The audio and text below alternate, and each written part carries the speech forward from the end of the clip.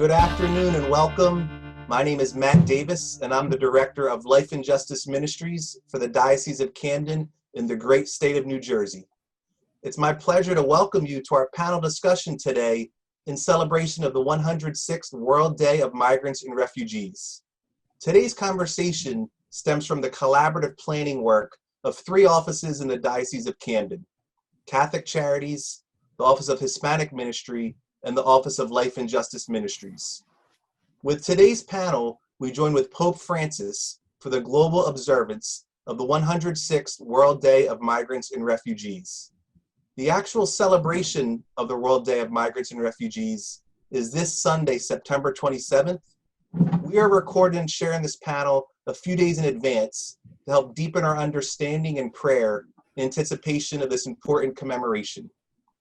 Pope Francis has given "Forced like Jesus to Flee" as the theme for this year's celebration.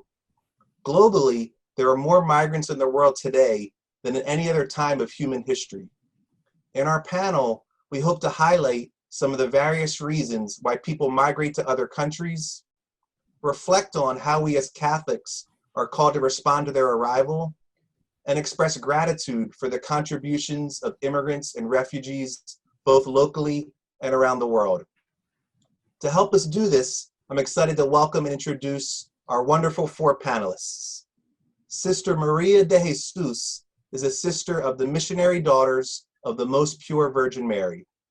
For 6 years, Sister Maria has worked as the coordinator of religious education in Spanish at the parish of the Holy Cross in Bridgeton, New Jersey. Prior to this, she spent 1 year working at St. Peter Parish School in Merchantville. Before coming to South Jersey, she also worked for the church with immigrants in Washington State. On a side note, in June 2019, Sister Maria and I were part of a really powerful immersion trip to the Texas and Mexico border to learn about migration there. Great to see you, and welcome, Sister Maria. Thank you, Matt. Thank you for having me here. We also have Maria Lopez here with us. Maria Lopez is a parishioner and works full-time as a bookkeeper for the parish of the Holy Cross in Bridgeton. Originally from the state of Jalisco in Mexico, she is the proud mother of 4 children. That's a big accomplishment. Welcome, Maria. Thank you, and thank you for inviting me too. Patrick Barry is the Director of Immigration, Refugees, and Migrant Services at Catholic Charities in the Diocese of Camden. Patrick's a graduate of Rutgers University's Masters of Public Administration program. He began his career at Catholic Charities in 2013 with the Veterans Homeless Program and was named into his current position in 2015. Great to see you, and welcome, Patrick. Good afternoon. Glad to be here. Nice background too, Patrick. Lastly, we have Mohammed Zafir with us. Zafir is a refugee from Pakistan who arrived in the United States with his mother and younger sister in February of 2017 through our Catholic Charities Refugee Resettlement Program. He attended Haddon Township High School and completed his GED in 2019. He's currently a student at Rowan College at Burlington County. Thanks for joining us, and welcome, Zafir. Thank you very much. Pleasure to be here. So for this 106th World Day of Migrants and Refugees, the Vatican has provided us a main theme and 2 sub-themes, which we will use for our reflection tonight. The main theme is "Forced like Jesus to Flee." The 2 sub-themes are "To be close in order to serve" and "To know in order to understand." Sister Maria, I want to start with you. The Vatican chose "Forced like Jesus to Flee" as the main theme for this 106th World Day of Migrants and Refugees. Can you tell us more about the biblical story of Jesus, Mary, and Joseph fleeing, and how that connects to what some migrants go through today? Well, the Gospel of Matthew is the only Gospel who have the story, the flight to Egypt. And it's we can find this in the 2nd chapter, verses the 13 until the 18. And I think everybody knows the story, but it's so interesting that it's very small, we can say. I mean, Matthew tells us the story in short phrases, but very powerful, or says a lot. And it's so interesting to see the same reality that many of our families are living right now. Maybe they are not persecuted by the government to kill their kids, but the poverty that they are suffering, or maybe the cartels they experience in the towns, like in Mexico, my country, I can see the families experiences this situation. Like these verses 14, I just want to read it to the power. It says, Joseph rose and took the child and his mother by night and departed to Egypt. By night, I mean, they can't wait because they really need to get out of where they live. And just like the Holy Family, they need to find a better place for their families and find what they need, secure or food or whatever they do not have where they live. And just imagine it, to need to do this in this situation. And many of our families has been doing that. And you can see when the parents are, their kids are in danger, they will do whatever they need to do to put them safe. And it doesn't matter the time. And we can see that in all the families. So the families that I know, they are here for their kids, to offer them a better life, and that they can do that where they live and they grow up. So it's just the same story that we can see. I don't know if I wish you can see my photo that expressed the frame is in the back, in my back, is the Holy Family and a family of immigrants. And most of them actually people who even do not speak the language, the Spanish, neither. So they have their own language, their own culture, and they need to come in the totally different reality. So that experience, the Holy Family and many families in our time in the world. Thanks, sister. Patrick, what about you? You work in refugee resettlement. What does that story mean to you, and how does it connect to what you're doing, Patrick? Well, the definition of what an actual refugee is can be defined as an individual that is forced to flee due to violence, someone that has to leave their home to seek sanctuary and seek safety.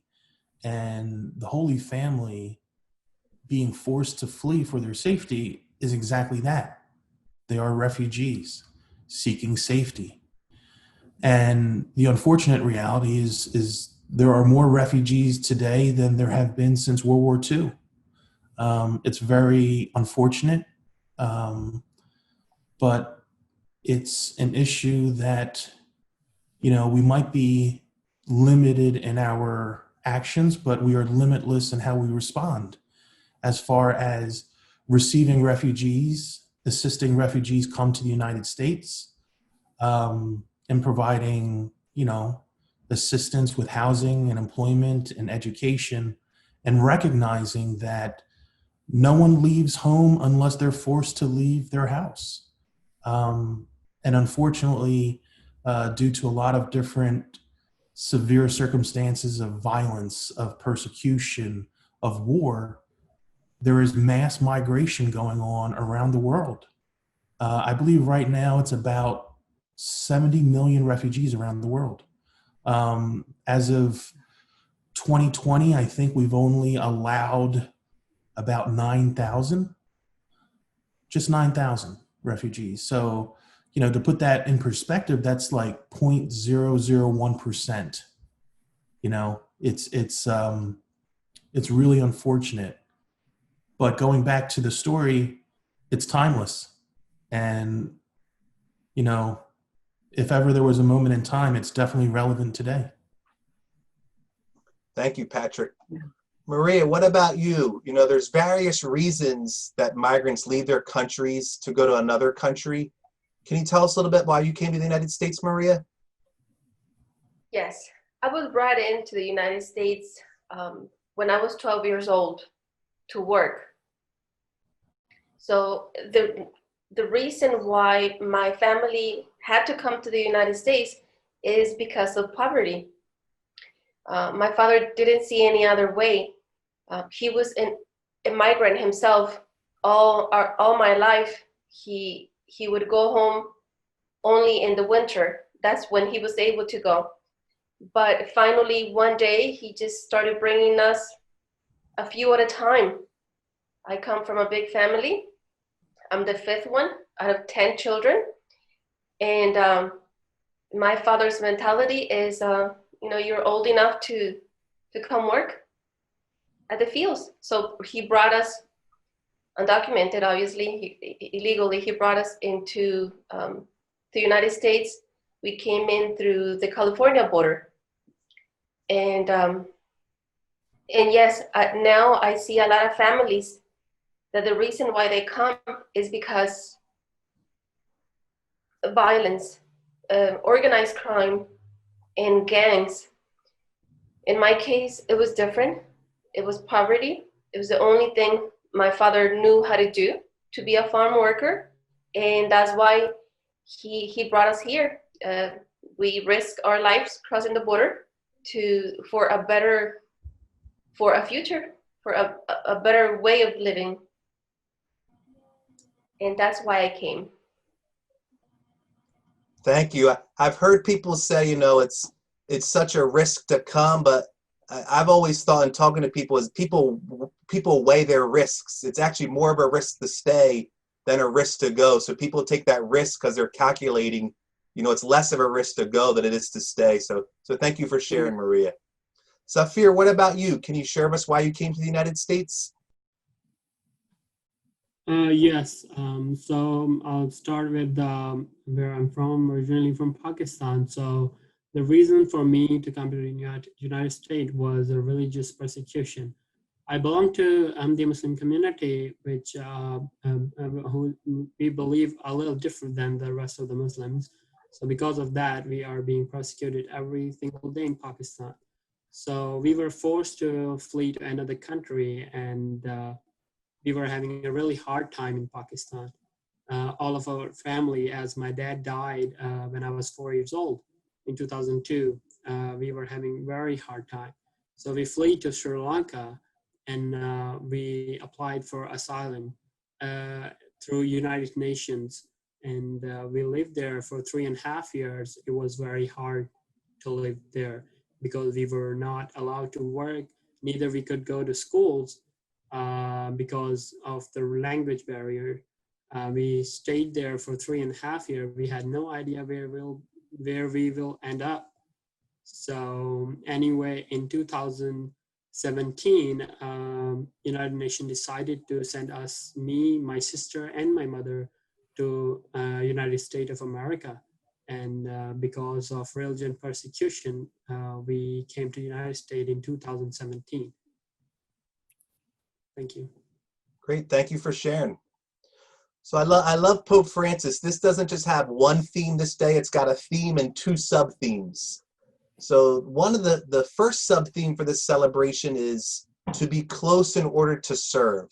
So to be close in order to serve. Patrick, working in refugee settlement, what does that mean to you, and how do you try to be close in order to serve? Well, it's an interesting story. One of the reasons I'm actually at Catholic Charities is because of a story my grandmother shared with me at a young age. She told me a story about how a woman came to Philadelphia, about 40 years ago, how she was a refugee from Cambodia. She had, I think, one bag with her. She wore a silk shirt, and guess what? It was snowing in Philadelphia. And it was really tough, and she really didn't understand the United States. She didn't anticipate being there, but there were these really tough volunteers, these larger-than-life women that would give her warm clothes and would offer her ESL class and to teach her about the city of Philadelphia and the United States. And it turns out these two large women that were larger than life were two nuns. Mm-hmm. And, you know, this woman that learned English was my grandmother. And, you know, even though my grandmother didn't know who these women were, she understood the kindness and empathy that they provided. And just hearing my grandmother's voice when she tells this story over and over again, she knows how lucky and fortunate she was and how fortunate her family was to end up in the United States. And while I was born and bred in Philadelphia, raised in New Jersey, you know, that story resonates with me. And when the opportunity arose to work for Catholic Charities, you know, I jumped at that opportunity. And I'm really blessed and lucky to, you know, pay it forward, helping other refugees today. Thank you for sharing. What about you, Sister Maria? You got a lot of years in pastoral ministry. What does it mean to you, and why is it important to be close in order to serve? It is very important. But be close in order to serve means to me live with the immigrants. The same colonia, the same, the same barrio that I say, the same city, and be with them, cry with them most of the time, laugh with them, study, go with with them to the hospitals, to the courts. Oh my gosh, the lawyers. That's the most work I do. To ICE too. I used to go very frequent there. To the different celebrations that they have, because I'm be very blessing to have living all these years with these people. They are so welcoming. They are so generous. And they really just want to give you thanks for what we do. But sometimes I really feel like I do so little. I feel like, overwhelmed with all the needs they have. And but then I remember that I'm not God. So thank God I'm not him. There is one, but I'm not him, and I just need to remember that to myself, because really, it's a lot of needs that they have, and it's too much sometimes. But it's just be with them, and in this pandemic, I really we have a very hard time and crying with them a lot. We got a lot of families get sick. And we buried seven people who died with the COVID. And so that means we be with them. Just go with them, whatever they need to be, and be there. Sister, thanks for being an example of what that means, I think, to be close in order to serve. You explained it really well. Zafir, you've come to this country as a refugee through our Catholic Charities Refugee Resettlement Program. What does that mean to you, to be close in order to serve? That means close in order to serve.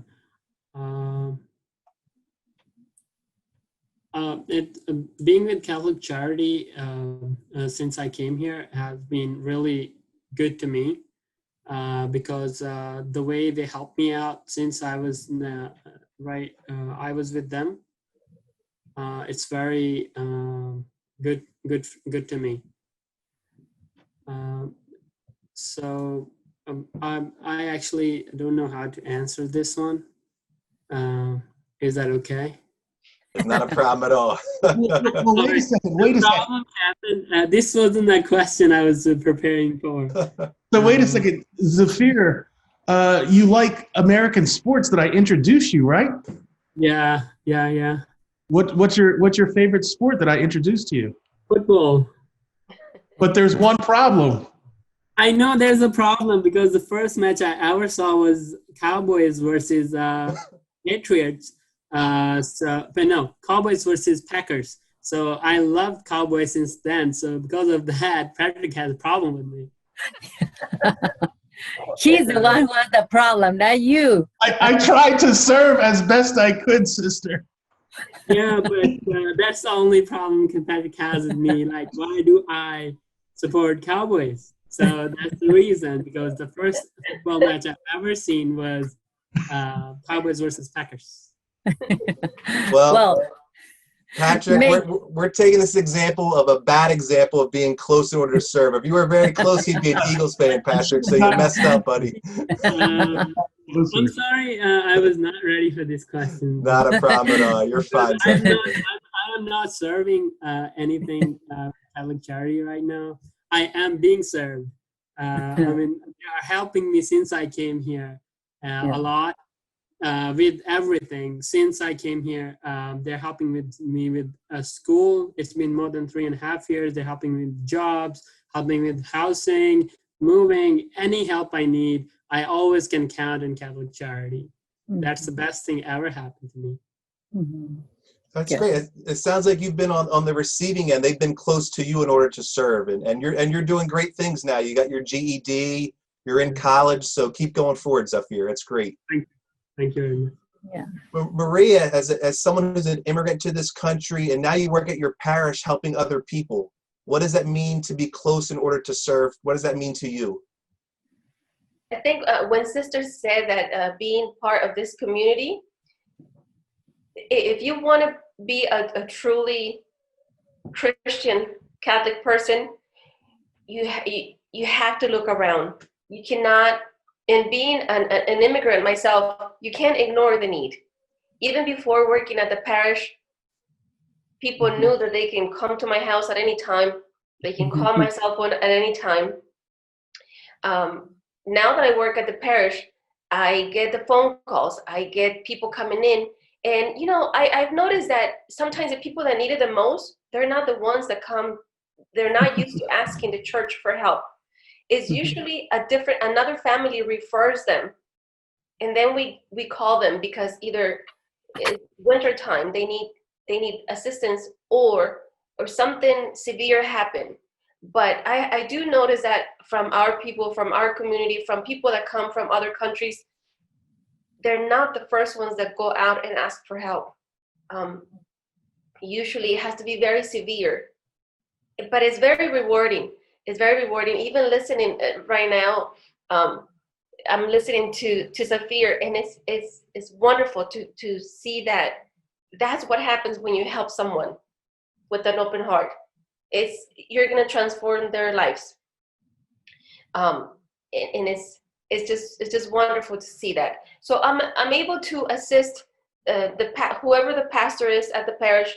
Sometimes it's easier for them to just give me the number and I can call the family if it's a Spanish-speaking family. But I'm there I get everybody in the community, every race, every religion in the community. If they need help, we form this program that I check with Catholic Charities to see if they have already served that person or not. Maybe I can send them to St. Vincent de Paul for the same reason. Because the church doesn't always have the money, but we always do something about it. Sometimes we just serve as a bridge to send them to a different agency. So it's wonderful. It's wonderful to be able to be at a place where you know that you're going to find the help for that family. Yeah. Wonderful. I'm thinking of how sometimes in life we need help. So when we need help, we hope that others or the church will help us. And other times in life, we may be the people that can help. So how great it is to know sometimes we receive help, but it's really important for us when we have the opportunity to give help that we do that as well. So, all of you are doing that in your own ways. It's really inspiring to see. Yes. The last sub-theme for our reflection tonight will be to know in order to understand. Sister Marie, I want to come back to you. What do we need to know that we don't know so we can better understand what is going on with immigrants in our country today? I'm especially thinking of some of the most vulnerable immigrants, people who may be undocumented, people may be really struggling with the challenges of COVID-19. So what do we not know that we should know? Well, I'm so glad you specify. Actually, the immigrants that I work with, most of them have the two things, they are undocumented and they have been affected for the COVID very severe. So I had that opportunity to be here with these people, and what I was like to answer this question, I says, well, I don't know if they know, but I learned something. Well, I learned many things, but I want to share with you. I didn't know what important is to be able to really be with them to serve, as we answered the previous question. I think it's important to be open to their culture. The people have different culture. Those immigrants, they are coming from a very particular culture. And when I say culture, I'm trying to talk about language, customs, values, very different and important in religion or faith, beliefs. So it's just, when I say culture, it's a lot. It's all the life of these families that I really, to be honest, I'm from the same country, but I'm from the north. And I'm so surprised what different is how much I need to learn from these families who's coming from the south of my same country, but I need to be open and learn from them to be able to be with them and really serve them. And then I can see how really I can serve them.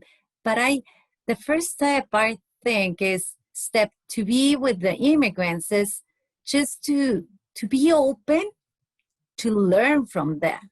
I think it's important, that attitude to be with them and then see how when they don't have or they lose that identity, it's very difficult to the kids or the next generation to have that identity who give them more, or they can be then a better person building this society where they are living now.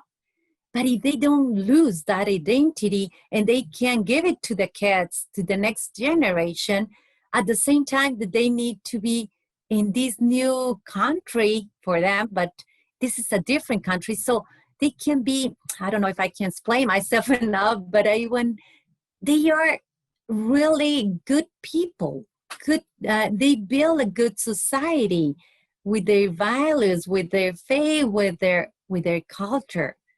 But maybe the new generation is going to be different culture, but it has a big base. I don't know, a big sustain where they can build themselves. I don't know if I explain what I want to say. No, I think it makes sense, sister. What are the beautiful things that every culture has? And the beautiful things, we want those to be passed on. We don't want people to give up the beautiful things of their culture. If they pass them on to their kids and they share them, that lifts everyone up. That lifts everyone in the country up. Every culture's got beautiful things in it. So how do parents pass on the best of their culture to their kids? It's a great point, I think. Patrick, I want you to be our policy expert, Patrick. So Patrick, what do we know? What do we not know that we should know in order to understand what's going on with U.S. policy regarding immigrants, refugees, asylees, people with DACA, people with TPS? What do we need to know about U.S. policy right now with regards to all those groups? So it's really, really important to understand that immigration policy is dictated by the executive branch. It's not just one law or one rule.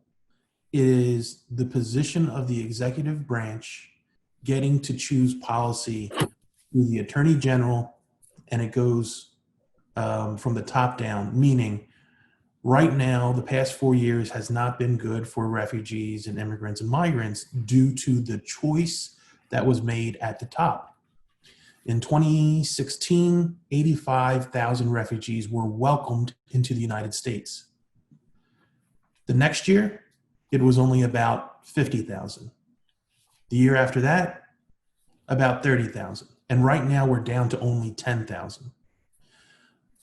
Going back to DACA, every couple years or months, it seems as though DACA is being attacked, or there's always this chance to be combative as to how long and what DACA is.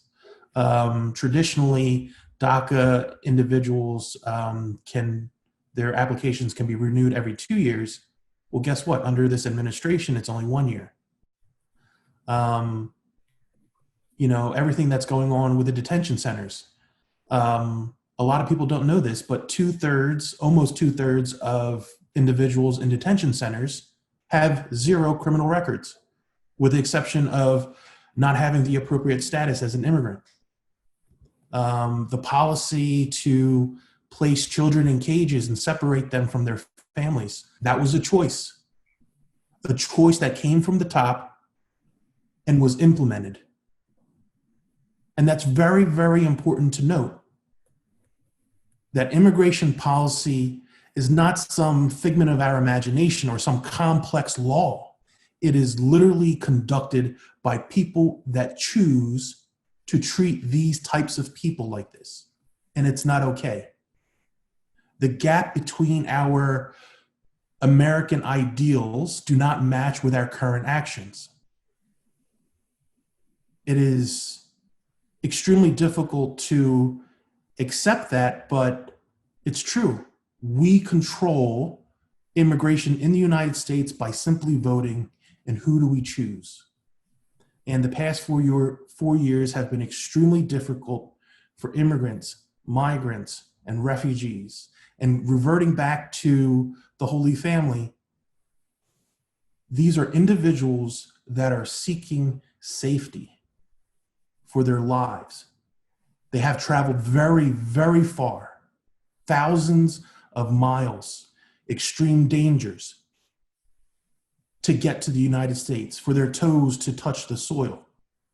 It's not because they just want to, they just felt like it one day. It's because of the circumstances that have occurred at home that forced that migration. And that's something really important for us to understand, that immigration policy in the United States is determined by us, by the American people. And right now it's unfortunate that we're in this circumstance, but I'm optimistic. Thank you for sharing, Patrick. To me, it is powerful. The theme of this is force like Jesus to flee. So as for those of us that are people of faith, that are Catholic or Christian, like Jesus himself, had to flee and go to another place. If the people in Egypt didn't welcome him or kicked him out, I mean, what would have happened to him? I don't know. But it's very powerful for me to think about, how we treat the least of these. Jesus talks about that for us as Christians, and Jesus himself has the migrant experience. So to me, it's logical to me that he would be sensitive and caring about people going through the same situation, because he himself felt it. So a lot for us to think about, as people of faith, and applying our faith to politics and to policy, which we're called to do as people of faith. Maria, I want to go to you now. What do you want us to know and understand about immigrants like yourself that we may not know? Oh gosh, how long do we have? As long as you want. One of the things that Patrick said is that he mentioned how difficult the immigration laws and how complicated they are. And in my experience, they have never been friendly. I'm one of the lucky ones that now I have a residency. Now I'm legal in this country, but it only took me about 20 years and it cost a lot of money. And finally, when I got my appointment, I was separated from my children because my appointment was on the other side of the border in Mexico. So I could only take two. I had 4 children. So I was out of the country for 9 months. And again, I consider myself very lucky, very blessed, because I know a lot of people that are still waiting on the other side of the border or on this side. And it's been over 30 years. So the immigration laws, in my experience, have never been friendly. They,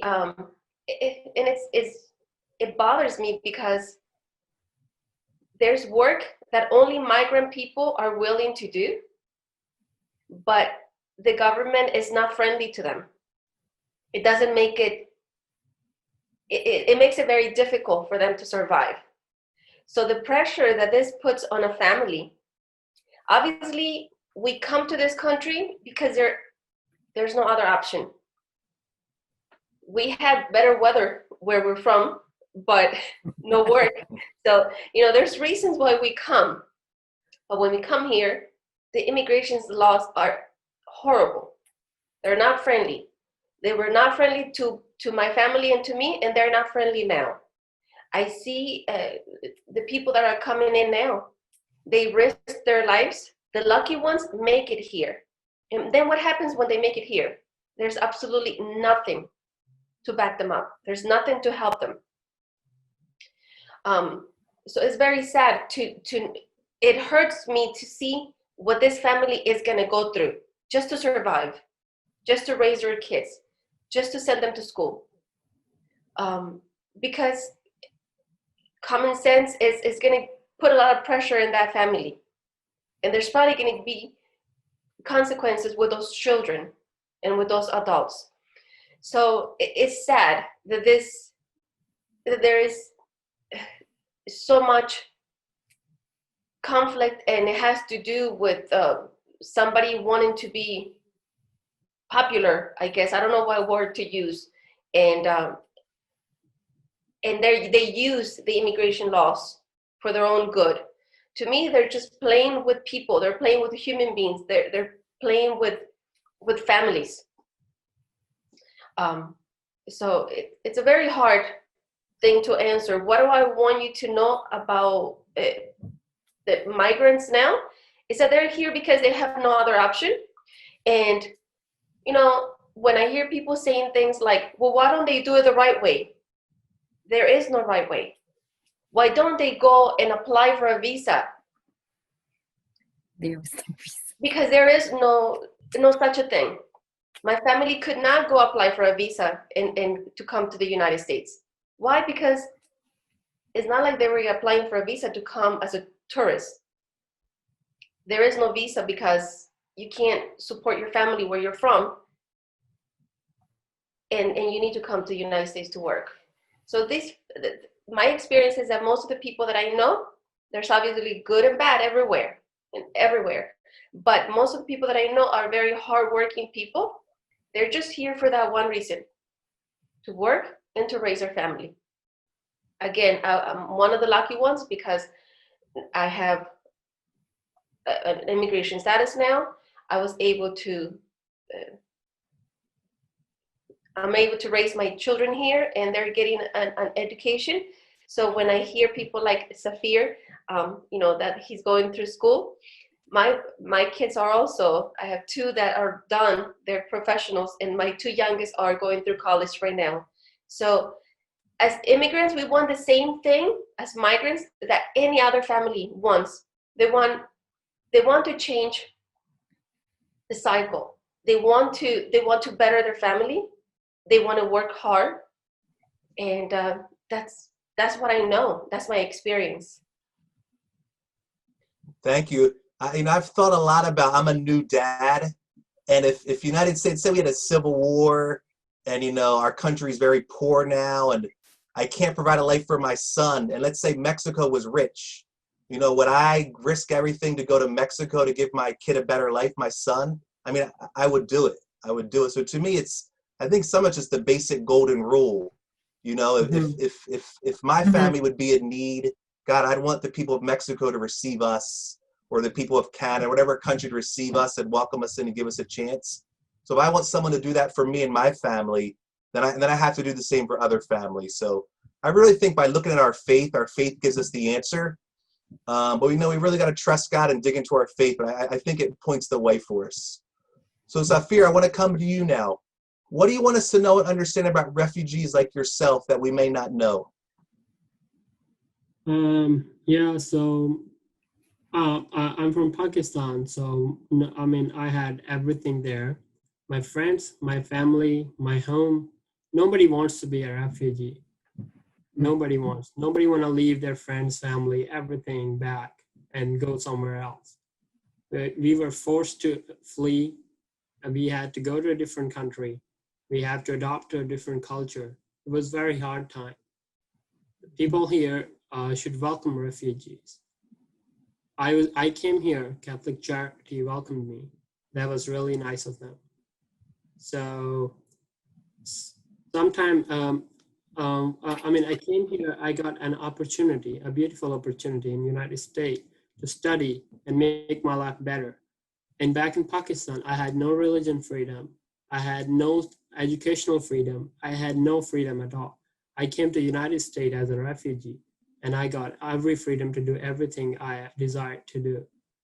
I go to college, and I'm completing my biology associates. And my family, my sisters are here. They're completing their degrees, and that's really beautiful. And every refugee comes to the United States should be supported. So in 2017, when we were about to come to the United States, 2 days before our tickets were announced, we heard about the travel ban. And we were pretty shocked after 3.5 years that we will not be going to our destination again. So after 2 days, we got a call that the travel ban has been rejected and you're ready to flee to the United States. So on 15th of February 2017, we flew to the United States. And we came here at the airport, and they took us to a room where they made us sit for a pretty long time because of the situation we're going on at that time about the travel ban. Everybody else was just walking through that path, and they had no trouble at all, but they stopped us without anything, no food, nothing. We were just sitting there. The food we had, they took us from us because they say no food allowed, nothing, you cannot do anything. But for after a pretty long time, they let us go. And then we went and Catholic Charity helped us with everything else. That's all I have for now. And I think everyone should support refugees and help them out. And I'm very happy that Catholic Charity helped me. Now I'm building my own life. I'm having a good time. I'm doing my education. I'm doing part-time job, and I also play some sports, and I'm very happy.